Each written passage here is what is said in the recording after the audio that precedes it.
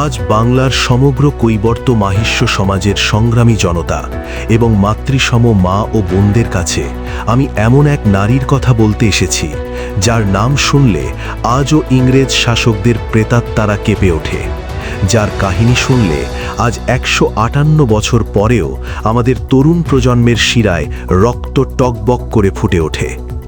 তিনি কোনো সাধারণ নারী নন, তিনি বাংলার মাটি থেকে উঠে আসা এক অদম্য শক্তি। তিনি আমাদের কৈবর্ত মাহিষ্য সমাজের গর্ব, সমগ্র ভারতের প্রেরণা, রানী রাসমণি।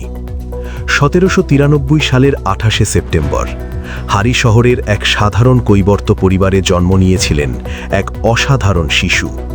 সাধারণ পরিবার, কিন্তু চোখ দুটোতে ছিল আগ্নেয়গিরির তেজ। শৈশবেই তিনি বুঝিয়ে দিয়েছিলেন তিনি কেবল ঘরকন্যার জন্য জন্ম নেননি, অন্যায়ের প্রতিবাদ করার অদম্য জেদ তার রক্তে ছিল। সেই যুগে নারীদের শিক্ষার অধিকার ছিল না, কিন্তু রাসমণি, তিনি ছিলেন প্রকৃতির পাঠশালায় শিক্ষিত।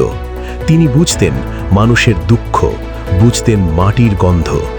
তার শৈশব কেটেছে অভাবের সাথে লড়াই করে, কিন্তু কখনো মাথা নত করেননি।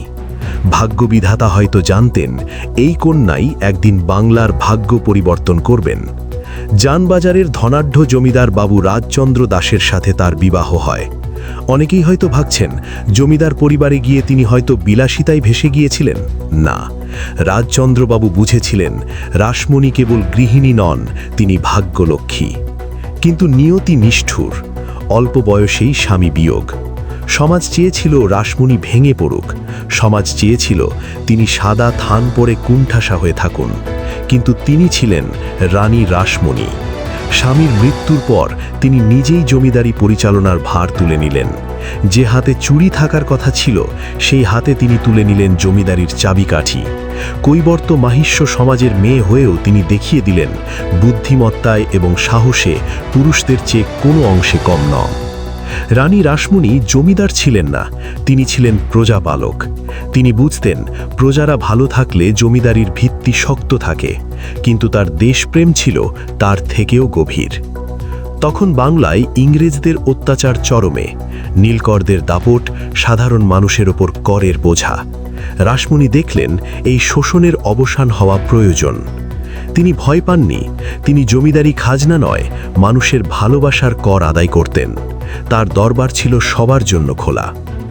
আপনারা জানেন, কৈবর্ত মাহিষ্য সমাজের মেয়ে রানী রাসমণির জীবনের সবচেয়ে বড় কীর্তিগুলোর একটি হল দক্ষিণেশ্বরে ভবতারিণী মন্দির প্রতিষ্ঠা।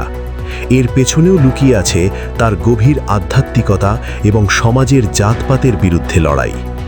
একদিন মা কালী স্বপ্নাদেশ দিলেন। রাসমণি আর এক মুহূর্ত দেরি করলেন না, কিন্তু সমস্যা বাঁধল উচ্চ বর্ণের সমাজ। তারা বলল, কৈবর্ত সমাজের মেয়ের তৈরি মন্দিরে মা কালী অধিষ্ঠান করবেন না। রানী রাসমণি অট্টহাস্য করে উঠলেন। তিনি বললেন, মা কি কেবল উচ্চবর্ণের? মা কি জাত দেখেন? মা দেখেন ভক্তের হৃদয়। তিনি নিজের সর্বস্ব দিয়ে তৈরি করলেন বিশাল মন্দির, স্থাপন করলেন ভবতারিণী রূপ, আর পূজা অর্চনার দায়িত্ব দিলেন এক অখ্যাত ব্রাহ্মণ সন্তানকে, যিনি আজ আমাদের সবার আরাধ্য ঠাকুর রামকৃষ্ণদেব। রাসমণি প্রমাণ করে দিলেন ভক্তি শেষ কথা, জাতপাতময়। এবার আসি তার জীবনের সেই বীরত্ব গাথার কথায়, যা শুনলে আজও বুকের ভেতরটা গর্বে ভরে ওঠে। ইংরেজ সরকার তখন আইন করল গঙ্গা নদীতে নৌকা চলাচল করলে কর দিতে হবে। রানী এটা মানলেন না। তিনি বললেন, গঙ্গা কারোর বাপের সম্পত্তি নয়, গঙ্গা আমাদের মাতা। তিনি তার নৌকাবহর নিয়ে গঙ্গায় নামলেন। ইংরেজরা বাধা দিল। রানী কি করলেন জানেন? তিনি তার নৌকাগুলোকে গঙ্গার মাঝখানে আড়াআড়িভাবে বেঁধে দিলেন, যাতে ইংরেজদের কোনো জাহাজ চলাচল করতে না পারে। কলকাতা বন্দর অচল হয়ে পড়ল। ইংরেজরা হন্তদন্ত হয়ে এলো।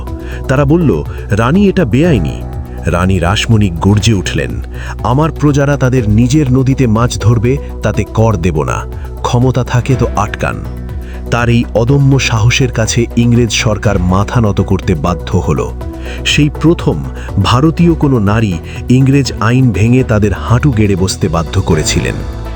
হে আমার কৈবর্ত মাহিষ্য সমাজের বীর সন্তানেরা, ভাই ও বোনেরা, এই কৈবর্ত মাহিষ্য রানী রাসমণি কেবল ইতিহাসের পাতা থেকে হারিয়ে যাওয়া কোনো নাম নন, তিনি আমাদের বর্তমানের চেতনা এবং ভবিষ্যতের দিশারি। তিনি আমাদের শিখিয়েছেন, অন্যায়ের সামনে মাথা নত করা আমাদের জাতিগত স্বভাবে নেই। লড়াই করতে হলে শুধু পেশির জোর নয়, প্রয়োজন তীক্ষ্ণ বুদ্ধি এবং ইস্পাত কঠিন মানসিকতা। কিন্তু আজ আমরা কোথায় দাঁড়িয়ে আছি? একবার নিজেদের প্রশ্ন করে দেখুন তো, আমরা কি সত্যিই তার যোগ্য বংশধর? আমরা কি সত্যিই তার উত্তরসূরি? রানী রাসমণি একাই ব্রিটিশ সাম্রাজ্যের ভিত কাঁপিয়ে দিয়েছিলেন, আর আজ আমরা সমাজ ক্ষুদ্র স্বার্থে বিভক্ত। আজ তারই আদর্শকে ভুলে আমরা নিজেদের মধ্যে কলহে লিপ্ত হয়ে নিজেদের শক্তি ক্ষয় করছি। লজ্জা, ধিক্কার আমাদের। রানী রাসমণি আমাদের দেখিয়ে গেছেন, আমরা যদি নিজেদের ক্ষমতার উপর বিশ্বাস রাখি, তবে পাহাড় সম বাধাও আমাদের পায়ের নিচে পিষ্ট হবে। তাই আজকের এই ঐতিহাসিক দিনে এই পবিত্র মঞ্চ থেকে আসুন আমরা শপথ নিই, রানী রাসমণি ছিলেন কৈবর্ত মাহিষ্য সমাজের অগ্নিশিখা, আমাদের অস্মিতা। তিনি যদি একাই ব্রিটিশ সাম্রাজ্যের ভিত কাঁপিয়ে দিতে পারেন, তবে আজ আমাদের শিরায় সেই একই রক্ত বইছে। আমরা কেন চুপ থাকব? এখনই সময়, আমাদের ঐক্যবদ্ধ হতে হবে। রানী রাসমণির আদর্শের ছত্রছায়ায় পশ্চিমবঙ্গের বুকে কৈবর্ত মাহিষ্য সমাজকে এক সুতোয় গাঁথতে হবে। আমাদের প্রমাণ করে দিতে হবে, আমরা কেবল শ্রম দিতে জানি না, আমরা শাসন করতেও জানি। পশ্চিমবঙ্গের শাসন ক্ষমতার ভার গ্রহণ করার যোগ্যতা কৈবর্ত মাহিষ্য সন্তানেদেরই আছে, এবং সেই ক্ষমতা আমাদের ছিনিয়ে নিতে হবে। আসুন এই মুহূর্তে শপথ নেই, আমাদের অধিকার আমরা বুঝে নেব। জয় কৈবর্ত মাহিষ্য, জয় মা কালী, জয় রানী রাসমণি।